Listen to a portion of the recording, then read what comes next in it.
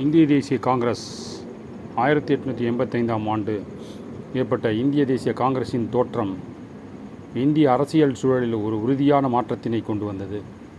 அதனால் இந்தியாவில் புதிய பண்பாடு வளர்ந்தது.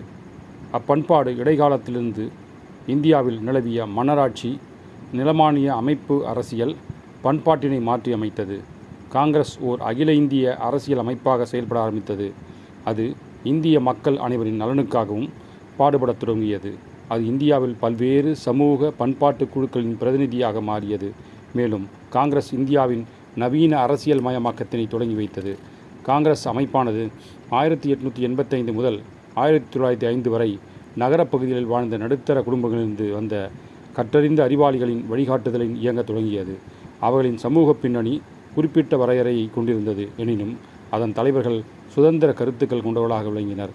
அவர்கள் எதையும் திட்டமிட்டே செயல்படுத்தினர். ஆங்கில அரசின் அவர்கள் மிகவும் கவனமுடன் விமர்சனம் செய்தனர். மக்கள் குறைகளுக்கு தீர்வு காண்பதில் அவர்கள் அரசியலமைப்பு முறைக்கு உட்பட்டு செயல்பட்டனர். அவர்கள் தங்கள் கருத்துக்களின் செயல்பாடுகளிலும் மிதமான போக்கினையே கடைபிடித்தனர். எனவே காங்கிரஸின் பிற்கால இளைய தலைமையினர் அவர்களை மிதவாதிகள் என விமர்சனம் செய்தனர்.